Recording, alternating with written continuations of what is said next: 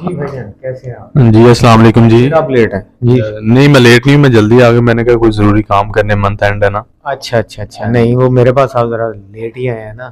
اچھا اچھا. میں تو ذرا دیکھا تھا, میں نے کہا آج نوجوان پھر غائب ہو گیا, خیر ہو صحیح, چلیے ٹھیک ہو صحیح. ہاں جی, میں بس آج نا جمعے کے چکروں میں سلوار قمیض پہنا.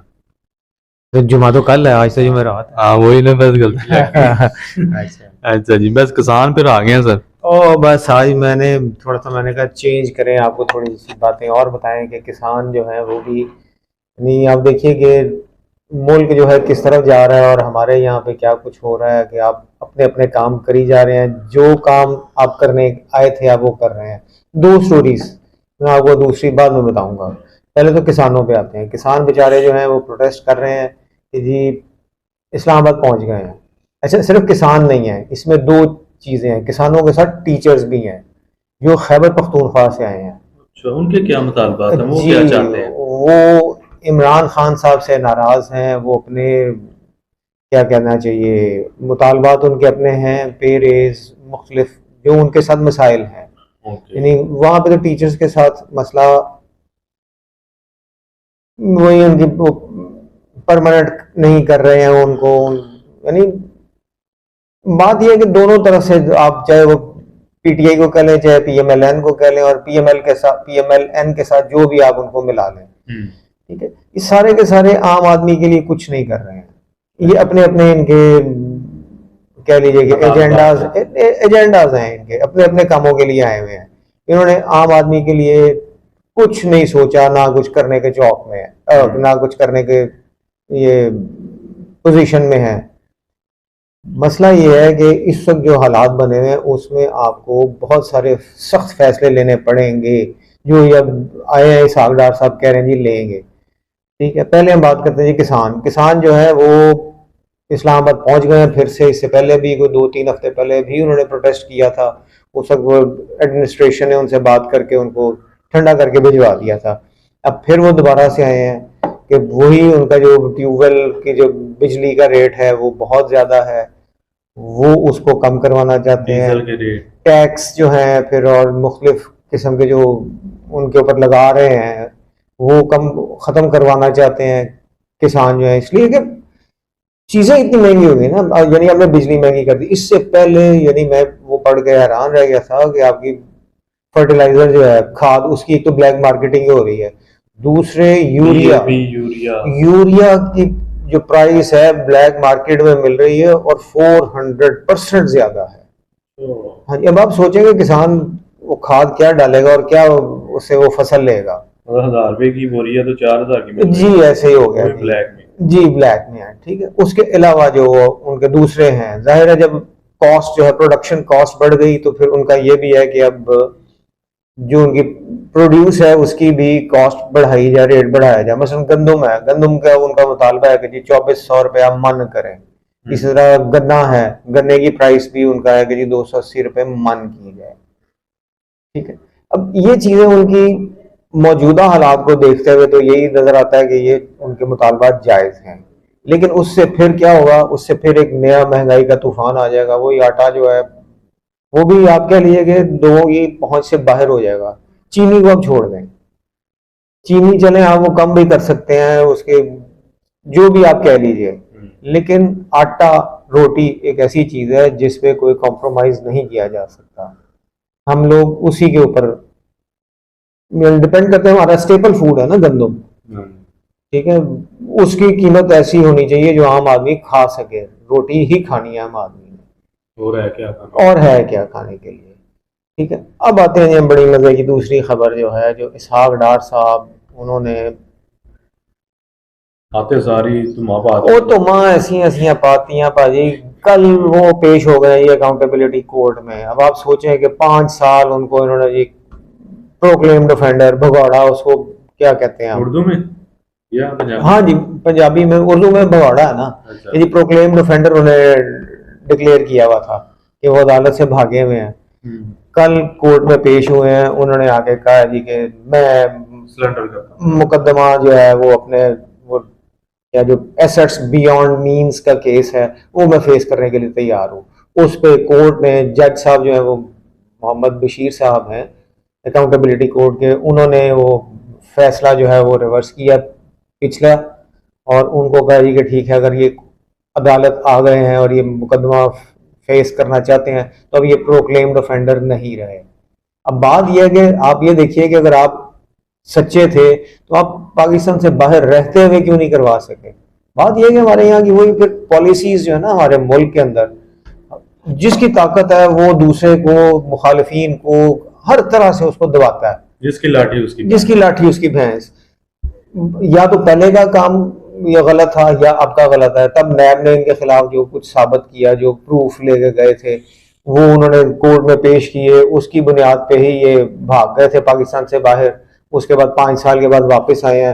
واپس آنے سے پہلے آپ دیکھیے کہ یہ ان کی گورنمنٹ آئی PMLN کی، انہوں نے 4-5 مہینوں میں جو جہاں جہاں اپنا اثر و رسوخ استعمال کر سکتے تھے، جو ایڈمنسٹریٹو چینج کر سکتے تھے، انہوں نے کر دیا ہے۔ وہ کر کے انہوں نے اسحاق ڈار صاحب کو ایک کلین چٹ دلوا دی ہے کہ جی اب آپ مقدمے کا فیصلہ کریں۔ اب جس طرح سے نیب لا کو انہوں نے امینڈ کیا ہے اس گورنمنٹ نے آگے، یہ کوalition 12-13 پارٹیز نے، اس کے مطابق ان کے پرانے جتنے بھی کیسز تھے، آپ نے شاید وہ آپ کی نظر سے تو گزری ہوگی کہ 50-60 لوگ ایسے ہیں جن کے کیسز جو ہیں وہ ختم ہو گئے ہیں، جن میں وہ حمزہ صاحب بھی ہیں، جس میں وہ شہباز شریف صاحب بھی ہیں، جس میں مریم صاحبہ بھی ہیں، یوسف رضا گیلانی صاحب بھی ہیں، یہ پیپلز پارٹی والے ہیں، یوسف رضا گیلانی صاحب، اس کے علاوہ وہ کیا راجہ پرویز اشرف صاحب، ٹھیک ہے، ان ساروں کے کیسز ختم ہو گئے۔ اسی کے چکر میں نیب کو آپ نے امینڈ کر کے نیب لاز کو آپ نے اسحاق ڈار صاحب کو بھی صاف کروا دیا، کلین چٹ مل گئی ہے۔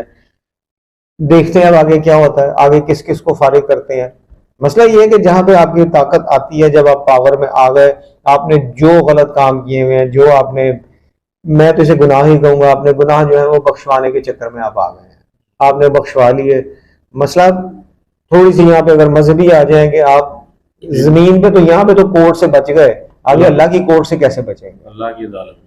بس یہی مجھے نہیں سمجھ آ رہی ہے کہ ہمارے ملک کے ساتھ کیا ہو رہا ہے یہاں پہ۔ رول آف لا پھر وہ ایک بات کوئی نہیں ہے، طاقت میں آپ آئے ہیں، آپ نے ہر غلط کام کو اپنے ٹھیک ثابت کر دیا ہے، کروا لیا ہے۔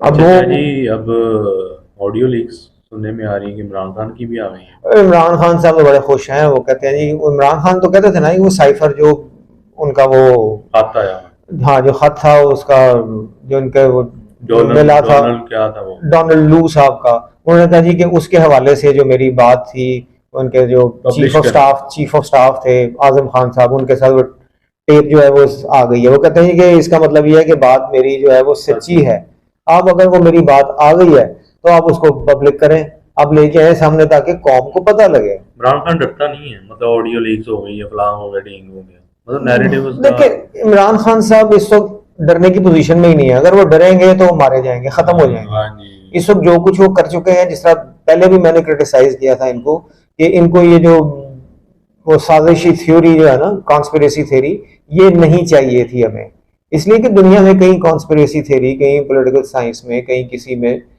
ایسی کوئی تھیوری نہیں ہے۔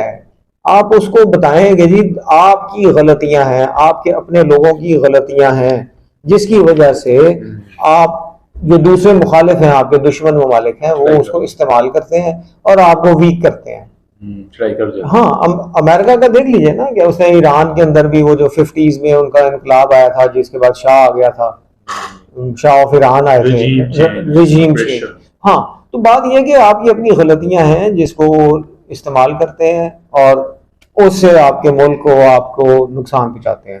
اب عمران خان صاحب اس بات سے بڑے خوش ہیں، اللہ کرے، میں تو کہتا ہوں۔ اس کے علاوہ بھی آپ کو پتہ ہے انہوں نے وہ کل نیشنل سیکورٹی کمیٹی کا اجلاس ہوا ہے، انہوں نے کمیٹی، ہاں قومی سلامتی کمیٹی کا، اس نے کمیٹی بنا دیا ایک اور کہ جو اس کو ثابت وہ اس کا پروب کرے گی کہ یہ کہاں سے آ رہی، کیا صاحب نہیں کیوں اس کے جو سیکیورٹی ہے پرائم منسٹر ہاؤس کی، وہ اس میں کہاں پہ لوپ ہولز ہیں، کہاں پہ خامی ہے، کہاں سے لیک ہوتی ہیں چیزیں۔ تو ٹھیک ہے، بالکل اچھی بات ہے، ہونا چاہیے۔ جو آپ کے ادارے ہیں، جو پرائم منسٹر ہاؤس ہے، اس کی سیکیورٹی کا بہت سخت اور اس کی وہی ہونا چاہیے، پتہ ہونا چاہیے کہ اس کو کون کیسے کیا کرتا ہے۔